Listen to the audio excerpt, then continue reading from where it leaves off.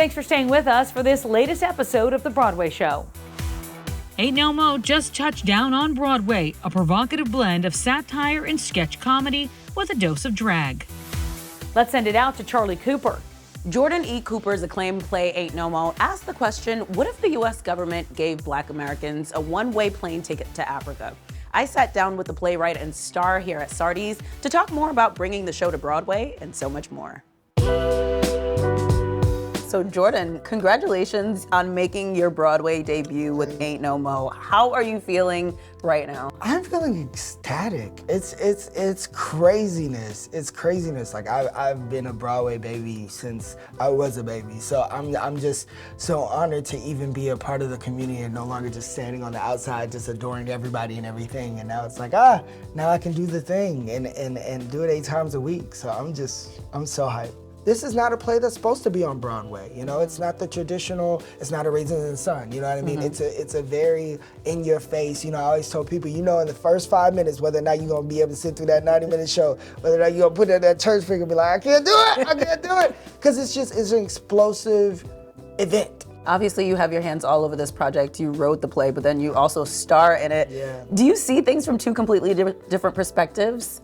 I do. You know what's so interesting is that I really go into it as the actor, especially in this point in time. You know, I'm making script changes, I'm doing very minor things, but for the most part, I'm really, really approaching it just as an actor. And so literally I'll be talking to Stevie, my director, and he'll be like, what do you think about this? And I'll be asking questions like, what did the playwright mean when da da da da da da? You know what I mean? Like but I feel like that's the beauty of, like, I'm so grateful for the gift of both, because I feel like acting makes me a better writer and writing makes me a better actor. Tell us a little bit about working with Lee Daniels on this. That's huge. Yeah, it's amazing. You know, Lee came, when I did the workshop of this at the Public in 2018, he came and he saw it, and he just pulled me aside afterwards with tears in his eyes, just thanking me and just saying that, you know, he had never been touched by work on stage since Dreamgirls, since he saw Dreamgirls at the Imperial Theater in the 80s. He had this kind of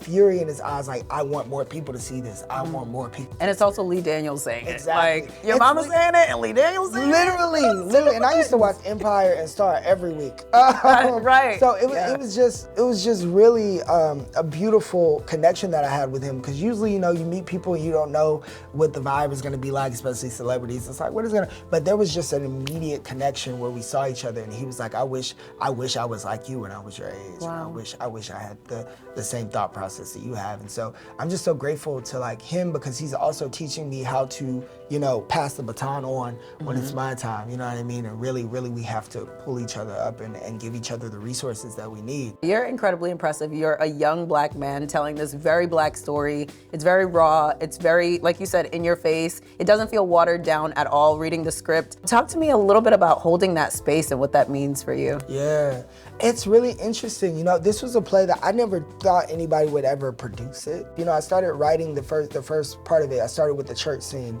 and I started writing that like the late 2016, early 2017, when Philando Castile and Alton Sterling got murdered within like a week of each other. And I'm the kind of person who always say I like to laugh at funerals. I'm like, why is her wig crooked? Why is she wearing a bra? And she's going 6 feet under. Like, I just always have to find some kind of joy, because I feel like there is something to laugh about in the perseverance of a thing.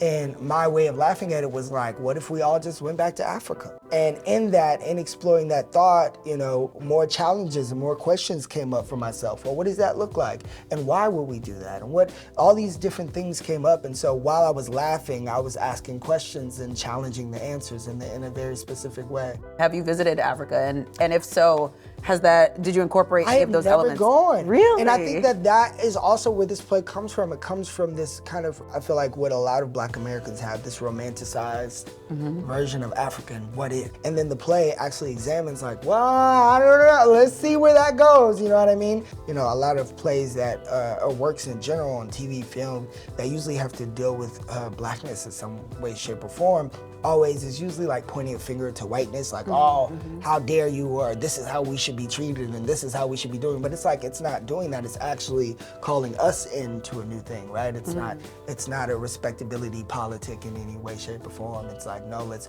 all, black, white, whoever, let's all sit in this space and let's ask these questions together and let's go to church.